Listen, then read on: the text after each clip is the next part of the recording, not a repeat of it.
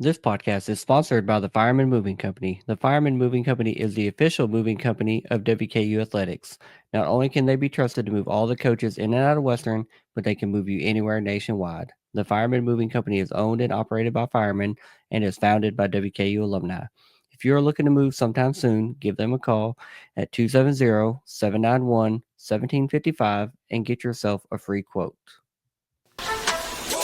Welcome to Topper Talk, your number one Western Kentucky athletics podcast. I'm your host, Stephen Moffitt, and I'm joined by co-host Tyler Bailey. Hilltopper Nation, whether it's happening on the hill or on the road, grab those red towels, stand up and cheer, because it's up next on Topper Talk. All right, welcome back, and thank you for downloading and listening to another episode of the Topper Talk podcast. We are the official podcast of the Red Towel Trust Collective, and we're a proud member of the College Huddle podcast community. As always, make sure you're following us on all of our social media platforms, especially X, formerly Twitter. That's kind of our main avenue for sharing news and information. Head on over to our YouTube channel. Feel free to subscribe over there. Like, share, comment on all those videos. And I've got Tyler here with me, man. We've got a fun and a lot of information episode to dive into, man. You ready to get into it? Yeah, man. Let's read this long list off here in a little bit. Yeah, we're gonna jump into the Red Towel wrap up here in just a moment, but I want to shine some light on if you're at this point in the episode, you've seen the title. This is episode number 100 for Topper Talk podcast, which is just kind of crazy, coming from April of 23 when we started this venture to now in January, just about 20 months later, hitting episode number 100. A lot's gone into it. It's been a lot of work. It's been a lot of fun, some learning, some mistakes, but we've gotten better. I think. We've had a lot of people that have been listeners and followers and supporters since day one, and we really appreciate that. Some of the people definitely want to give some notice to, some shine to, are our two sponsors below us. If you're watching the video version, the Fireman Moving Company has been with us, basically since day one. He's Neil and company has been a listener since day one. Talk to me about episodes. A huge WKU fan. Like the ad read says in the intro of the episode, WKU alumni. They're a very pro WKU company. You're going to see their ad.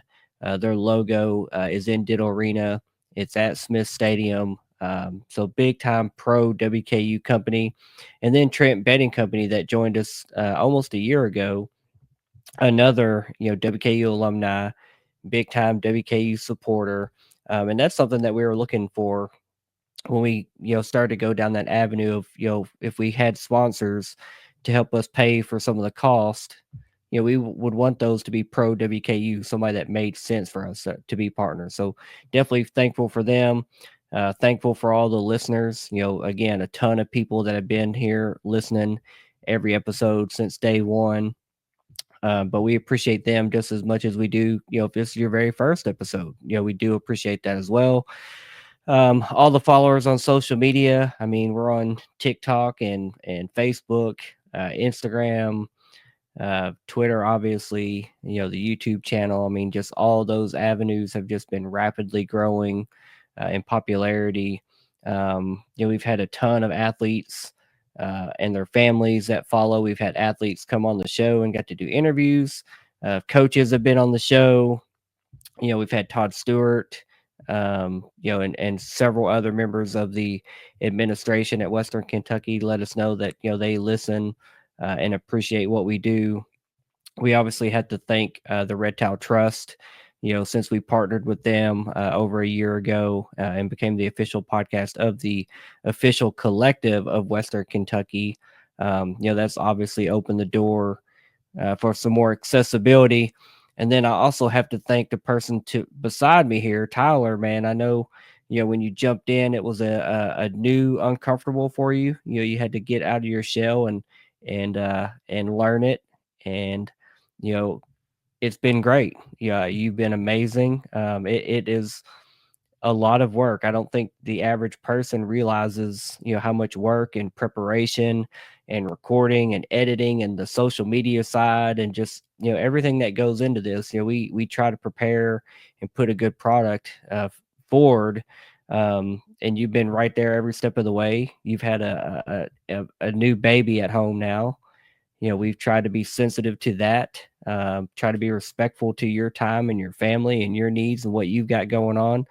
And you've been here every episode. So I've got to say, I appreciate you and what you've brought to the show, and being here for this journey. 100 episodes, man. It's crazy. And I'm looking forward to the next 100, whatever that may bring, growing, getting better, and just really want to show the appreciation for you and everyone that's had a hand on, what this has become. And I had a friend not long ago tell me, like, man, it's been cool seeing the podcast turn into the primary source of WKU news and media. And I hadn't looked at it like that. And I know Cody's listening. So, man, I really appreciate that perspective and just opening my eyes and making me realize what our platform is and what it can be going forward. And I'm excited for where it is. And I can't wait to see where it goes. I'm looking forward to the next 100 episodes. But Tyler, I know I said a lot, and I wanted to do this before we got to the end of the episode because I know statistically people are dropping off by the time you get an hour deep. So if you're listening, we appreciate it. We got a lot of information coming in this episode, but Tyler, go ahead, jump in. Give me your thoughts on 100 episodes of Topper Talk.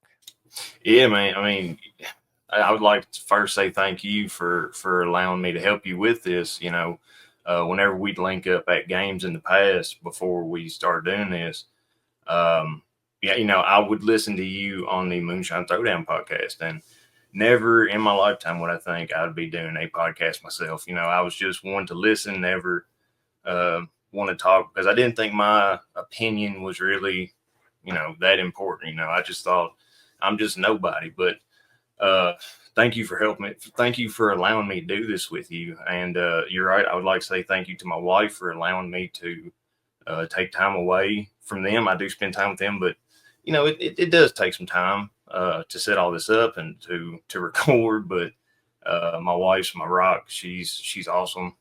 She's cool with me doing this, which I love. I love that woman. Um, all the fans, thank you for listening, supporting us, helping us out. Whenever we was at that basketball game and that guy came up there and said, we appreciate what you do, keep it up. That really hit me because it's awesome to see the people are paying attention. Um, but man, 100 more, I say 1,000 more, 1,000,000 more. Let's keep this thing going, man.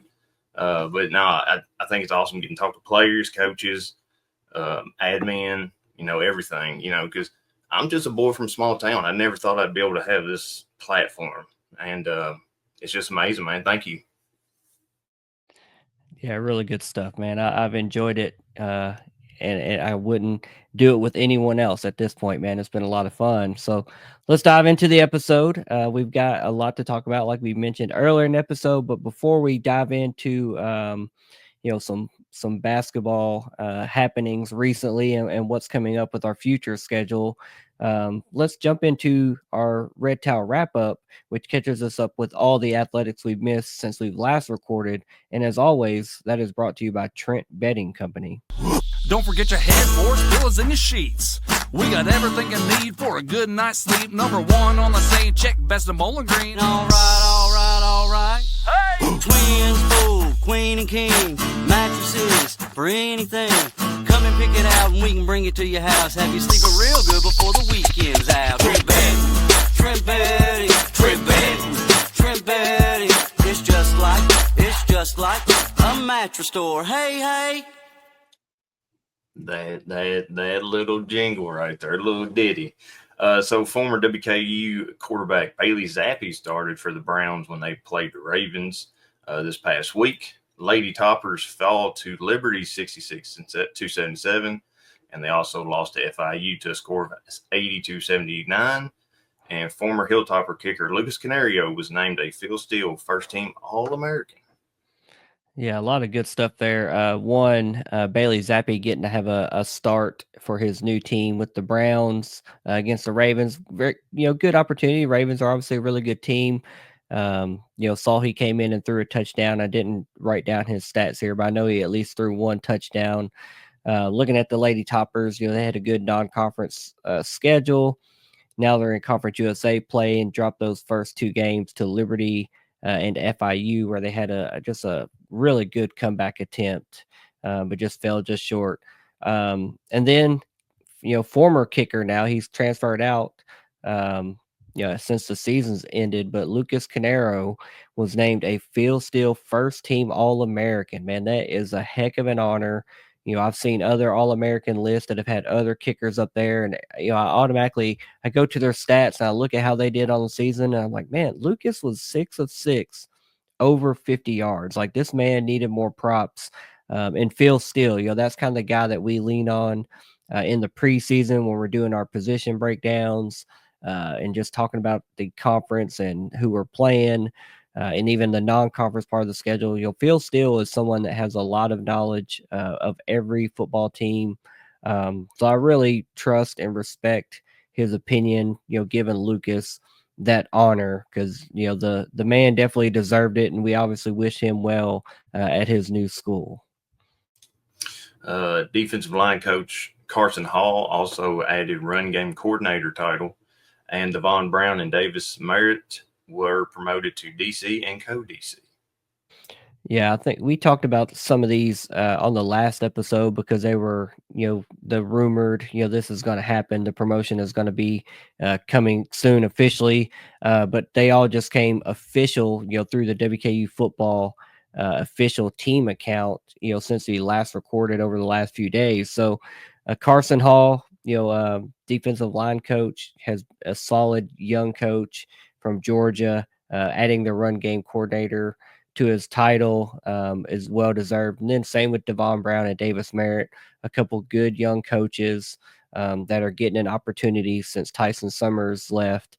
Really happy for them, really excited for them. I think we have a really solid trio of young coaches between those three that are going to be, valuable commodities in the short future that are going to be, unfortunately, they're going to be poached away because they're, young studs.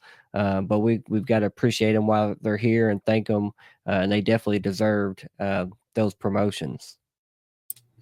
Now we're going to talk about some people declaring for the draft and transferring out, but let's start with WKU linebacker Keandre Williams. He's declaring for the 2025 NFL draft, and former defensive tackle Terrion Tank Thompson is also declaring.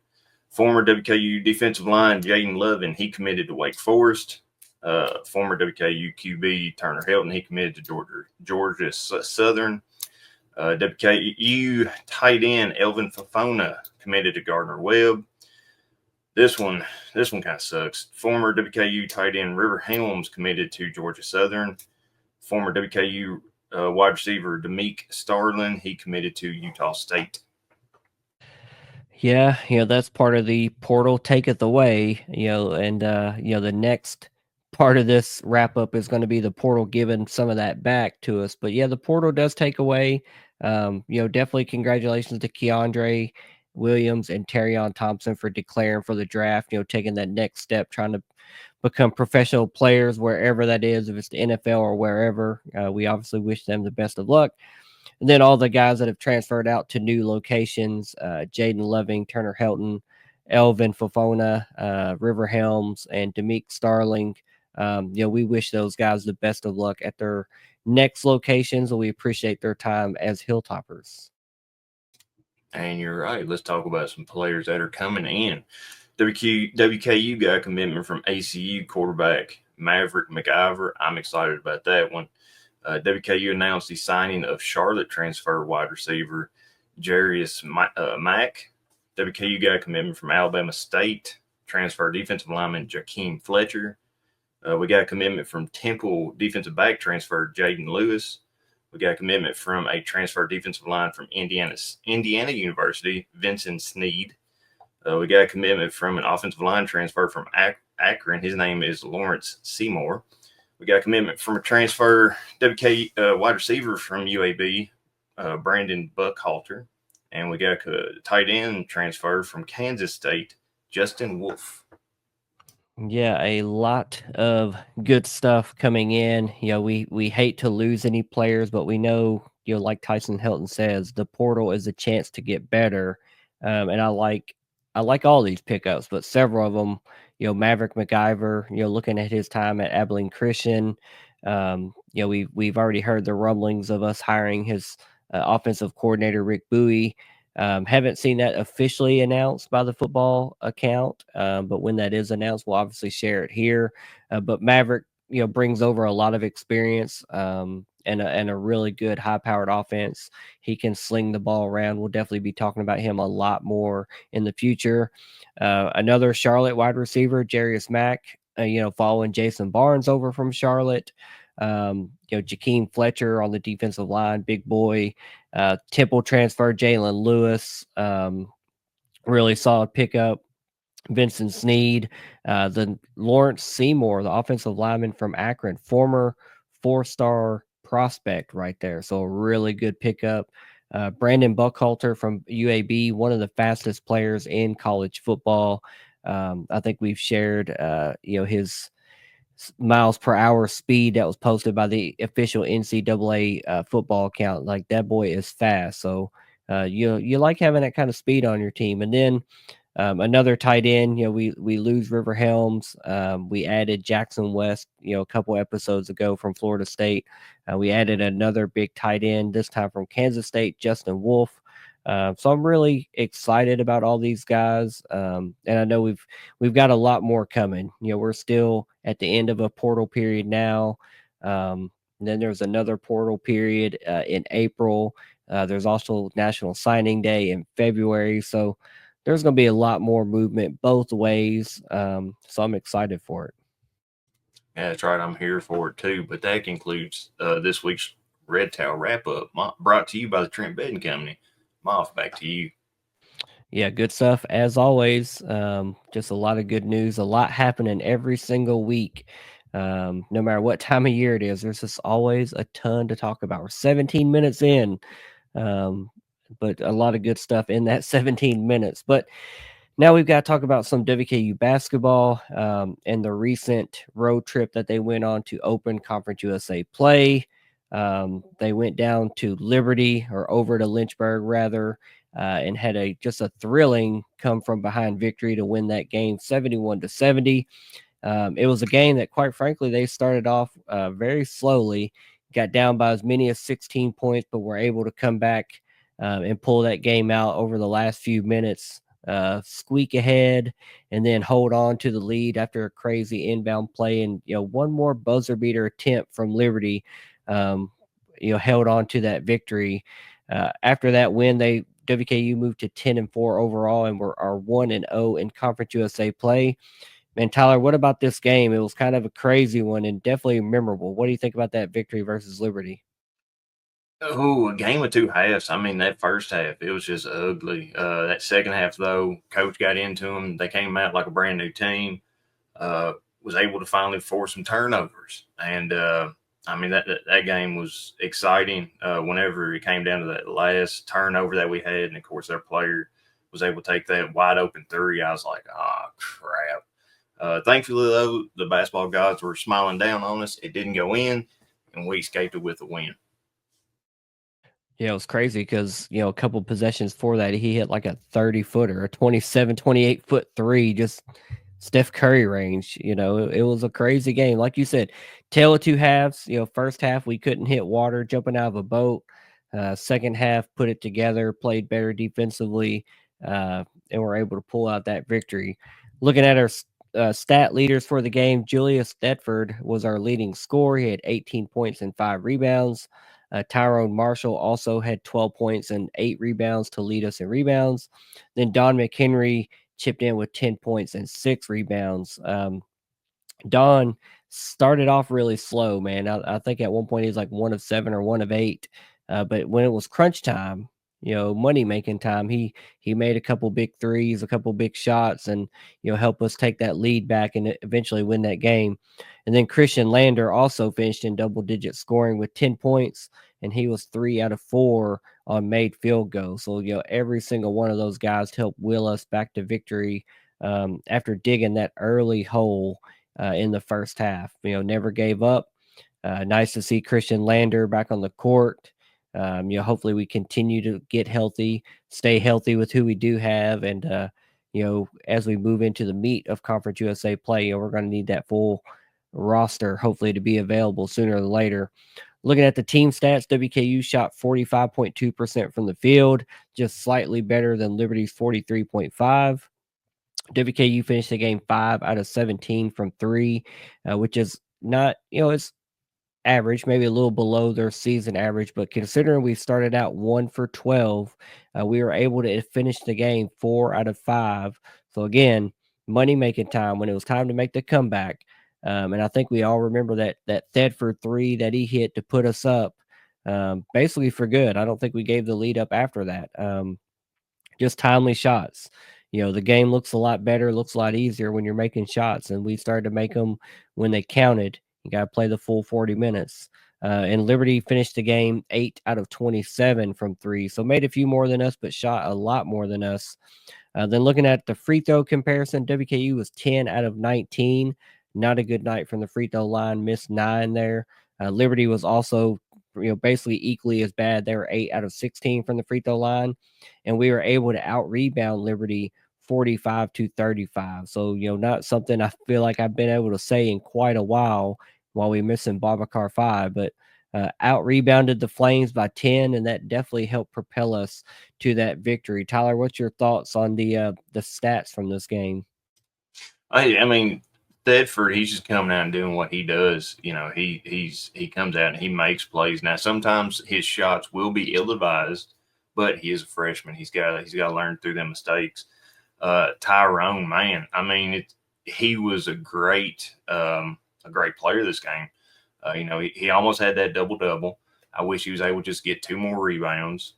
Don, you're right. Whenever it came the last 12 minutes, it was Don time. Lander greats him back on the court.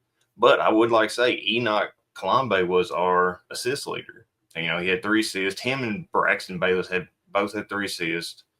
I'm glad Enoch could also chip in 7 points. But Leroy, he came out, he had 6 rebounds. He's starting to – I feel like he could be starting to hit his pace. He only chipped in 2 points, but he was able to add to that rebound lead that we had. And, I mean, I'm just happy he was able to get that in the 17 minutes that he played. But coming out and you start 1-12, we have got to find a way to be able to get better shots, hit more shots, especially in that first half, because that's been our Achilles heel the last 3 games, right? Michigan, Liberty, and the game we're going to talk about here in a little bit. We come out and we just put up bricks on bricks on bricks. Sometimes you may just have to be able to get into the lane, hit the easy shots, and then that's when your 3-point line opens up. And I mean, maybe you just get more confidence, but I mean that finishing 5 out of 17, that's not good. We should be better than that, but I feel like maybe these 2 games just wasn't it for us. But great comeback though, great stats. I wish we could have got to the free throw line just a little bit more, but I feel like the foul, the refs weren't really making too many bad calls. It didn't get out of hand. But and hey, at least we got the win.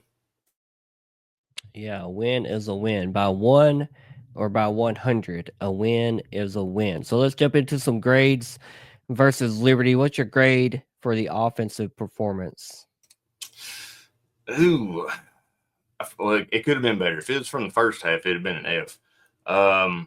But you add to what we did in the second half. I'm going to let it even out and give him a B.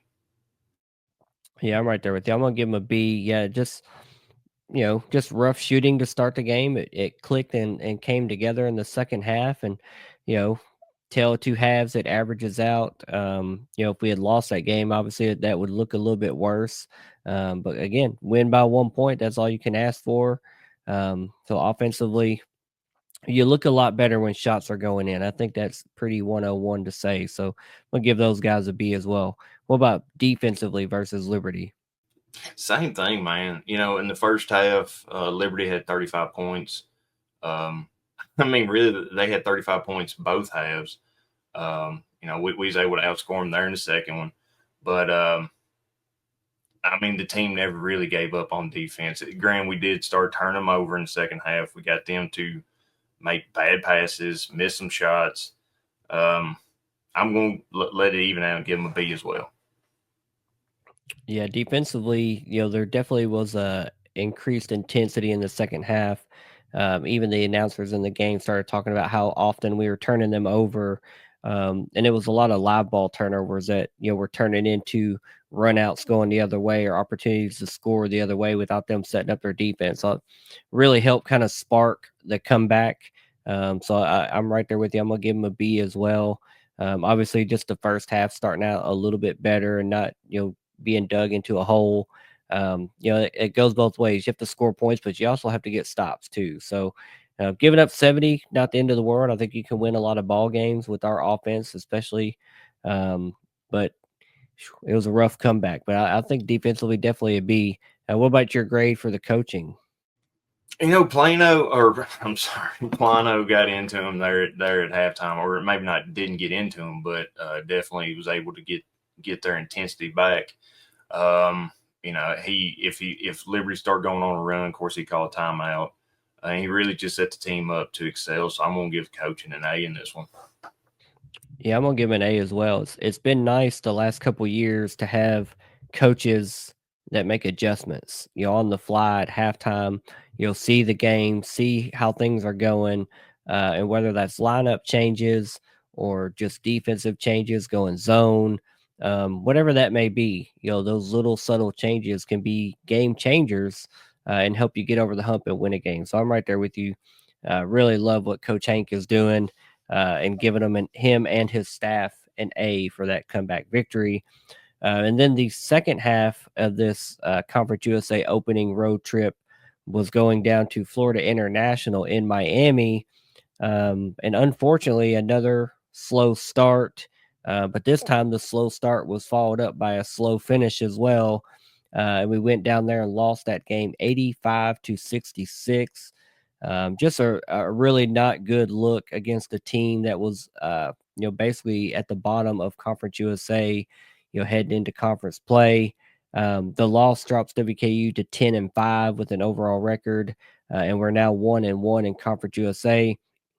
At the end of the day, it's a road split. We talked about that in the Conference USA season preview. We said if we want to win the championship, we need to hold serve at home, win all the home games and split the road games. Obviously we'd love to sweep the road games, but I'll take a road split, every single week that we're on the road. If you look at it like that, just step back, look at the bigger picture. Don't burn the house down. The sky's not falling. It's going to be okay. So it has proven hard to win on the road in Conference USA. We saw that last season. We've seen that just in 1 week here of Conference USA play. The Saturday night games that we played on this day, every single home team won all 5 ball games. So it's not just us; it's every road team is struggling to get a victory. Granted, this was a bad loss. It wasn't pretty. We only scored 66 points. We lost by 19. None of those things are good, but it still just counts as one loss on the road. We're going to be fine. Tyler, what are your thoughts about this game and just how it played out? Oh gosh, I was watching this one, and then I had to go in the grocery store, and I had to listen to it. And man, it was miserable. Granted, at halftime, whenever we were down, 29-52, it was a few minutes before halftime. I texted. I was in a group chat. I texted them. I said, "We got them right where we want them." Because I remember the Liberty game. I was thinking we was going to have a comeback on it, and that comeback just never materialized. So, I mean, first, I'm going to say I hate that gym floor at FIU. I mean, it is ugly. You got 2, 3 people in the stands. Who you trying to impress? You ain't got nobody. Just rip it up, start over new. Your team don't generate enough money to have that kind of decal on there, and it's ugly as sin. I mean, other than that, really, the whole game was just ugly. I mean, FIU couldn't miss a shot even if they tried. I felt like they would just do some kind of trick shot and it would go in just miraculous. Um, us, on the other hand, we couldn't hit the ocean if we stand in a boat and we threw a basketball out of it. I mean, it was it was not productive at all. And I hope the team, as Coach Hank said on the postgame show, he said this is a very humbling experience, and I feel like teams will come back with fire in them for this next week's game. For sure. Let's look at some of the stat leaders. Again, our leading scorer was freshman Julius Thedford, again with 18 points. He also added in 4 rebounds. Don McHenry was the only other player in double figures. He had 12 points. He also added 2 rebounds and 3 assists. And then Tyrone Marshall, right there, almost double digits, had 9 points and 3 rebounds.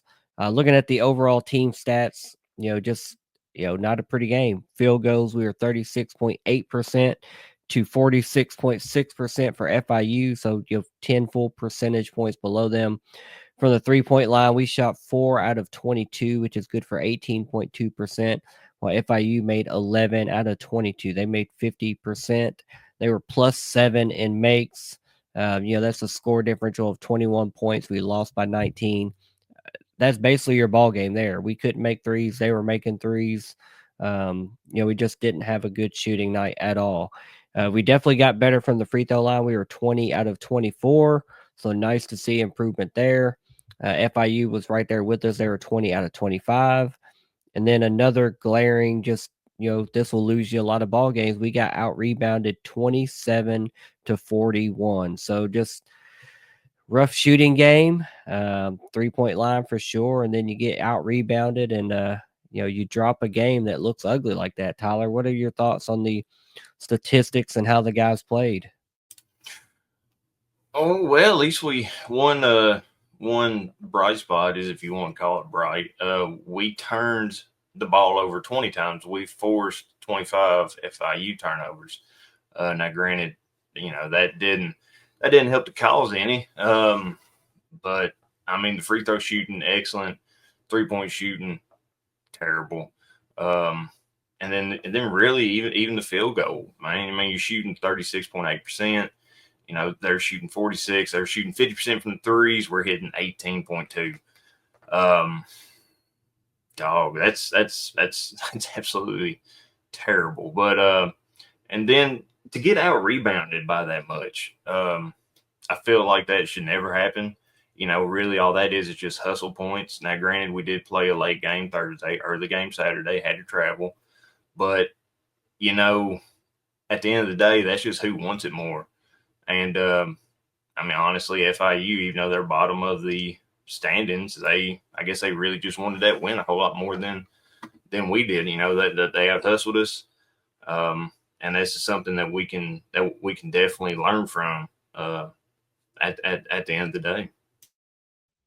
All right, let's jump into some grades for this loss. What about your grade for the offense versus FIU? Oh, I mean, we had 9 assists, 8 offensive rebounds. I shot terrible. I'm gonna have to go with a D in this one. I mean, it's a low D. It's low. Yeah, it's pretty cut and dry. I mean, offensively, we didn't do enough to win the ball game or even be competitive in the ball game. 66 points is going to lose you more games than it's going to win. If you believe in the rule of 71 in college basketball, you've got to get there. It's kind of like my rule of 30 in college football. In Conference USA, you've got to be scoring 30 in football. You've generally got to be getting 71 plus in basketball. We average closer to 80. So definitely a below average night for us. So I'd say a D is warranted there. What about your grade for the defense? I mean, yes, like I said earlier, we forced some turnovers. we did not rebound. And I mean, really, one thing I learned as a kid and growing up playing basketball: if you foul someone, do not let that ball get up enough to get into the hoop. And we allowed them to have some and ones, and it's something you can't do. And I just felt like our defense just was a step or two slow. And I said, FIU just could not miss, even if they wanted to. So I feel like this is going to be another D for me on defense. Yeah, when you give up 52 points in the first half, I mean that's hard to overcome there. So I'm right there with you. Defense, just got to get stops. That's what it's about. I know it's a little bit harder right now playing without Baba, playing with some injured players. But the defense is going to take a team effort. But yeah, this effort was definitely a D. Not our greatest game, one that I hope we can bounce back from. What about your grade for coaching? I feel like he did try to swap up the defenses, tried to adjust, and maybe they just didn't work, or the players just, because the coach can't go out there and play. It just didn't seem like it resonated with them. I figured after you go into halftime down 52-29, maybe something would click. And granted, we did outscore them in the second half, but we only outscored them by 4 points. That's not going to get you anything, especially when you're down by such a large margin. I'm going to give coaching. I'm going to go with the D in this one too, man. It was just an ugly game all the way around. Yeah, I'm right there with you. It's pretty much a sweep of D's for both of us there. Just not our best effort, road trip, second half of it. Like you said, quick turnaround from that late Thursday to the early Saturday, travel day. And just, life's tough on the road, tough loss. Hopefully we bounce back from it and get better this week as we turn around and are now at home this week with a home game tomorrow as we record late Wednesday night. We host Jacksonville State and the Fighting Ray Harpers, as I love to call them, at 7 p.m. Thursday night at Diddle Arena. That game will be on ESPN Plus. The matchup predictor on ESPN favors WKU 60.6% to 39.4%. And the betting line has opened with WKU as a 6.5 favorite. Jacksonville State enters this game currently 8-6. They are 0-1 in conference play. They most recently lost to Kennesaw State, and their leading scorer is not Kiki Tandy. He has moved on. Their one-man machine that they had last year, I believe he went to FAU, if I'm not mistaken. But their leading scorer this year, really statistically, reminds me a lot of what and who Kiki Tandy was last year. It is Jerron Pierre Jr. He's number 5. He's a 6'5", 188-pound senior guard. He previously played at Wichita State and Southern Miss. He averages 22.9 points per game, 5.4 rebounds per game, and 4.6 assists per game. So a little bit of a utility knife, does it all. Takes the most shots by far, plays the most minutes by far, shoots the most threes by far. All that should sound really familiar. We said all that same things about Kiki Tandy. Shut that man down, and we're going to have a lot better chance of winning the game. Their leading rebounder is number 6, Michael Hogue. He's a 6'7", 225-pound senior forward. He's averaging 10.1 points per game to go along with his 8.6 rebounds per game. Then they also have another big man, 6'10" center, Mason Nicholson, who's averaging 7.8 points per game and 7.7 rebounds per game. Tyler, I think we both know what kind of teams that Ray Harper likes to put on the floor. They're usually very tough, gritty, scrappy, good on the defensive end, going to try to turn you over. And then, having that one standout player, has kind of been his MO the last few years. What do you think about Jacksonville State? Well, they will be upstart trying to press you, full court press, 3/4 press. They're going to try to probably swap up some defense on you, but that Pierre, he's definitely the cog that keeps the engine going. But you also got to think he's also got 3 other players that are chipping in 10. They're averaging 10 points a game. Michael Hogue being one, 10.1 points per game, 8.86 assists. Jamar Franklin, 10.4 points per game. And Joa Ituka, guard. Ituka and Franklin, both guards. Michael Hogue as a forward. And then your center, he's averaging 7.7 rebounds per game. He's averaging 7.8 points per game. But really, I think if you shut down 2 of those players, definitely Pierre, face guard him or set Thedford on him, set Bayless, set somebody that can shut him down because just like last year, shut him down. That's really going to hamper their offense, make someone else beat you, and I don't think they can. I can be surprised though, but I think this game's going to be a dogfight. Ray Harper, I think he wants to win at Diddle. He wants to come in, beat us just so he say he can or has or did. But I mean, I feel like this is going to be a good game, man. Hopefully we don't start slow like we have the last 3. And we come out and we play we play like we want to win the first half instead of just trying to survive. Yeah, for sure. A lot of good stuff there.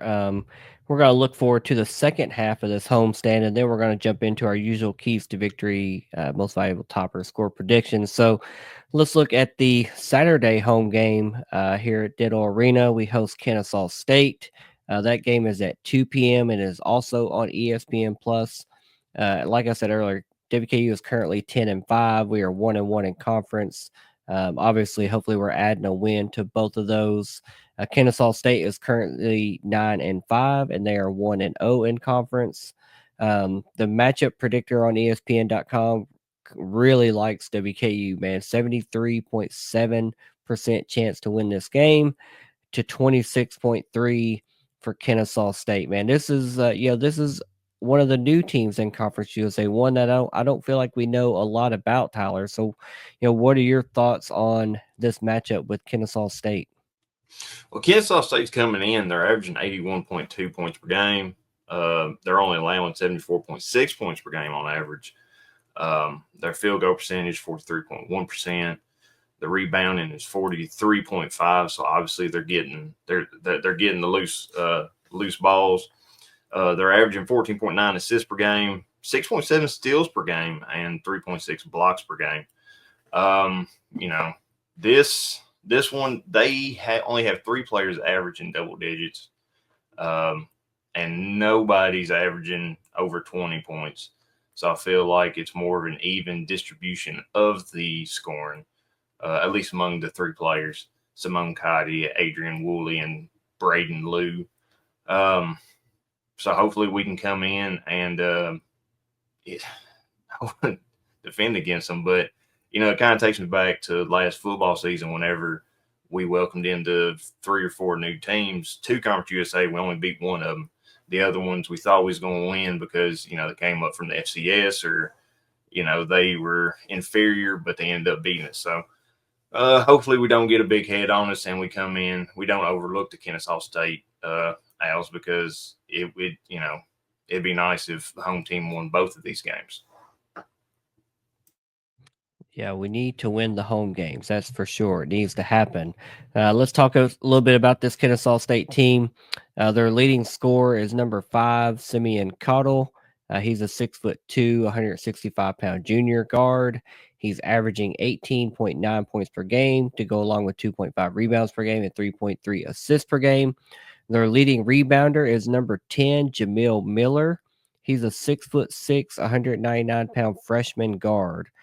They've got a freshman guard. Granted, he's a big guard, 6'6", leading them in rebounding.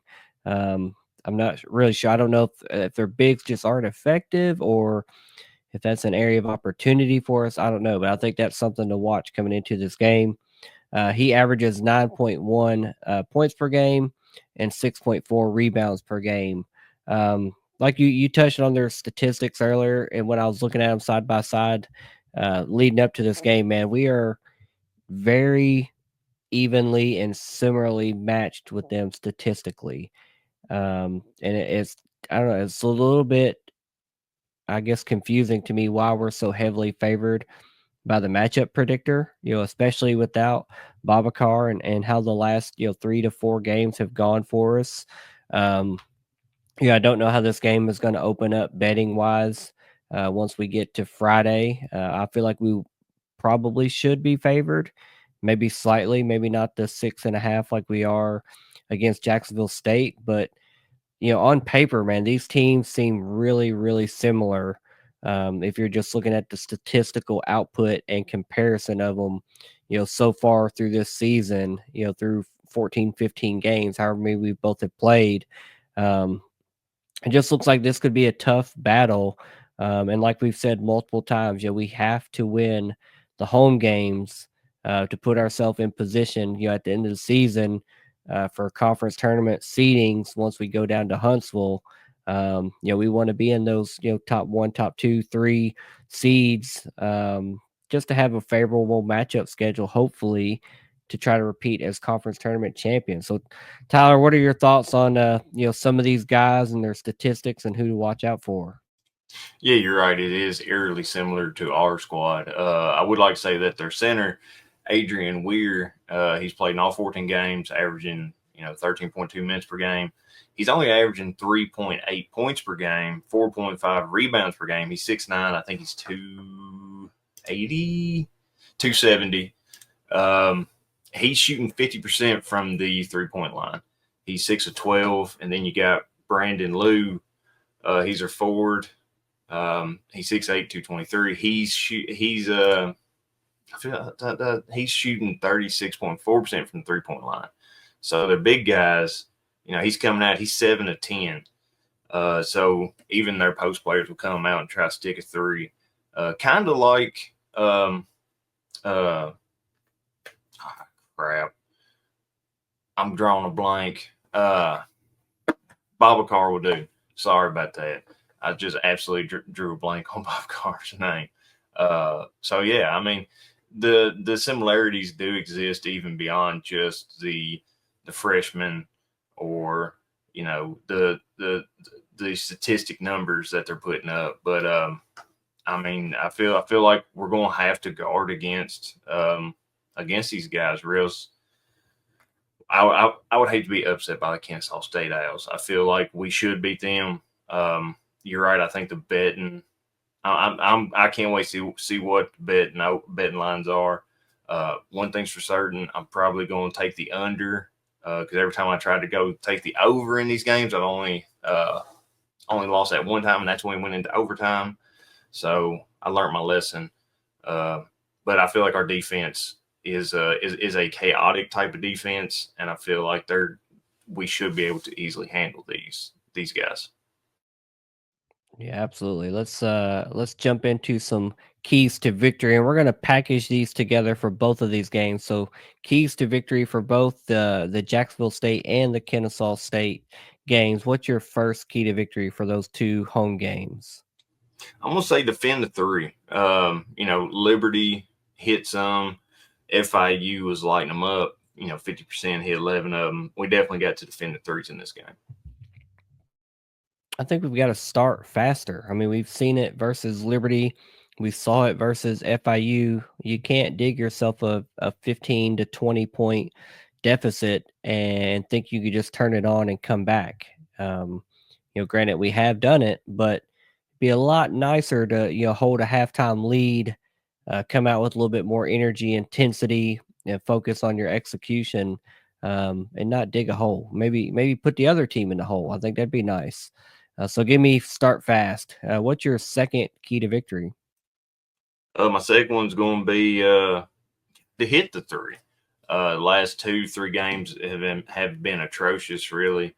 Well, 2 of the 3, Liberty, I will give that one some credit, but the other 2, or at least when we played FIU, is absolutely embarrassing.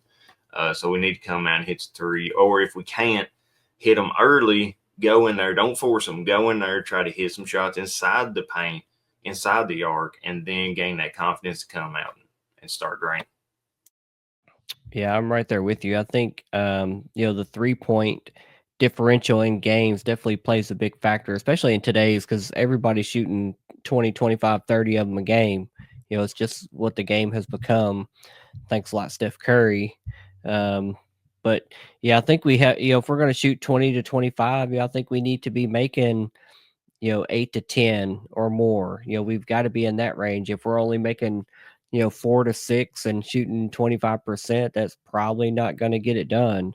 Against another team that's probably going to, teams that are going to be shooting a lot of them. It's just what happens. And it seems like teams always come in and shoot really well in Diddle Arena for whatever reason it is. Just good background, big rims, whatever it is. I don't know. But I definitely think we have to shoot well from three. Whether that's taking smart shots or just not forcing shots. The right players taking those threes, whatever it is. Just be more efficient from the 3-point line. What's your third key to victory?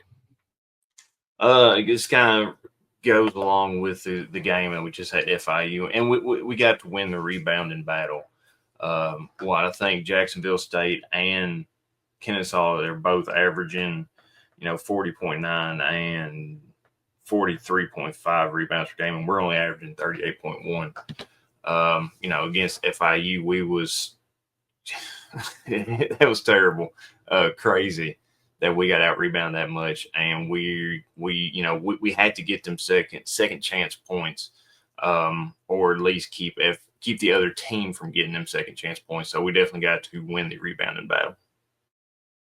Yeah, I'm right there with you. And we don't share notes, as we've said many times on here, but 3-point shooting was my two, rebounding is my three. I mean, we can't be at a big, huge disadvantage statistically when the games end. We've got to be right there with them, near even, or, if we hopefully win the rebounding edge. And it's going to take a team effort. At this point, we know we don't have Baba Karfai. Um, until who knows when. But that's not a reason that to just accept that you're going to get out rebounded by 5, 10, 12 rebounds per game. It's going to take a team effort. 1-on-1 boxing out. Multiple guys going after the ball to try to secure it and get a second chance on offense. So just have to be more intentional, more energy, more focus. Like you said, that's a hustle stat. Getting those rebounds. Who wants it more? We definitely have to be competitive in that area and try to keep that as even as possible. Even though missing a big contributor in that area. Who have you got for your MVT for this homestand? I'm gonna go with Don Time. Yeah, yeah. I'm gonna have to go with Don, man. Yeah, I think Don, he had a slow start to the season. We talked about it. Turned it on for several games and was averaging, over 20 points a game. Um, Came back down to earth a little bit on the road, at Liberty and at FIU had some slower starts to the games and didn't quite fill it up as much as we're used to and we're spoiled to. But I'm right there with you. I think when he gets back into the friendly confines of Diddle Arena and get some of that Diddle magic, hopefully going through his system, I think Don's going to put on a show and have Julius, right there, his Robin to the Batman. I think, we've got a good 1-2 punch there. But I think Don needs to be, the straw that stirs the drink and leads us to victory. So give me Don McHenry turning it back on and leading us to a couple big wins. What about some score predictions? Jacksonville State, Kennesaw State. How do you see these games playing out? Do you want me to say them both right now, or you want to do? Okay. Well, I think Tops win both. I think against Jacksonville State, we win 81-67. And then Kennesaw State's a little bit closer, but we still squeak it out. It's going to be 77-72. Tops win. I like it. Tops win, you win. We are lit, baby. So Jacksonville State, man, Ray Harper, like you said earlier, he wants to come in here and get an upset. He don't care the Vegas line, the ESPN matchup predictor. He just knows he coached here. He wants to bring that Diet Coke and ride out of here with the victory. But I'm going with Western also winning. I think it's going to be a closer game. give me 81-76. Tough game. I think it comes down to the very end where we have to hit some free throws and win that game. Kennesaw State, again, man, that game just looks tough on paper, and I just admittedly don't know enough about Kennesaw State. I guess I'm going to learn on Saturday though, 2 o'clock. Can't wait to be there. No matter how much snow comes on Friday, gonna be there. But I still think we win. I think we're very good at home. So I see that being, a 74-72 type game where, it could come down to that final shot like it did against Liberty. We got lucky. He had a wide open one and just didn't make it. But that's what happens, man. We're at home. I think we can definitely hold serve and win these games and turn around what's been a couple rough games against Liberty and FIU. But man, I'm really excited for it. I'm glad basketball's in the swing. It feels like we haven't been at home in Diddle Arena. The KWC game feels like it was a month ago at this point. So it's going to be really nice to get back in Diddle, the friendly confines. Hopefully, the $10 student ticket, student seating ticket. Hopefully that takes off, and we have a pretty good, decent crowd. We were able to give away 4 tickets earlier today that a listener, a follower, had donated to us, and gave those away after I shared them on social media and just randomly picked a listener. So we're going to have at least 4 more people in there that, someone that has season tickets wasn't able to come, but they are going to be occupied by people wearing red and hopefully being loud. So really looking forward to that. Again, just circling back to the 100th episode, man, it's surreal. It's amazing. I looked at some stats before we recorded. Only 6.5% of podcasts make it to episode number 100. So, 93.5 don't make it this far, but here we are, keeping it going, keeping it moving. Proud and glad to be, one of your sources for WKU news, stats, and information. And we're going to keep this thing going, man. Tyler, hit me with your final thoughts and take us on out of here. Yeah, I hope everyone let's fill up Diddle tomorrow. I mean, it's a Thursday night game. Get in there before the snow comes. At least have a little bit of fun before you go and get your milk, eggs, and bread, and all the necessities, toilet paper, what have you. At least have some fun before you got to do all that and stress about it. But nah, I mean, this 100 episodes have flown by. You're right. I was nervous as a as a long tail cat in a room full of rocking chairs whenever we first started. Still get a little nervous every once in a while because that's just who I am. But I hope I'm getting better. I feel like I'm getting better. And also, I have a friend who he didn't go to WKU. He went to another school, but I mean, he's listening and he talks to me about the teams. He watches the football games. He watches the basketball games. And I mean, to me, that's awesome that, we can bring other people who may not be Western fans, but we can at least get them watching, get them interested, get them entertained. And if we can keep that up, man, I mean, that's what this is all about. Just a love and a passion for WKU athletics. Like I said, it's something I never thought I'd do. Always a man of few words and kind of shy, but here I am busting out that shell. But no, let's go get the win against Jacksonville State, Kennesaw State, and let's defend home turf. And with that, Moff, who has better than us, dog? Nobody, buddy. You know it. Go Tops. Go Tops. Later, guys. See you.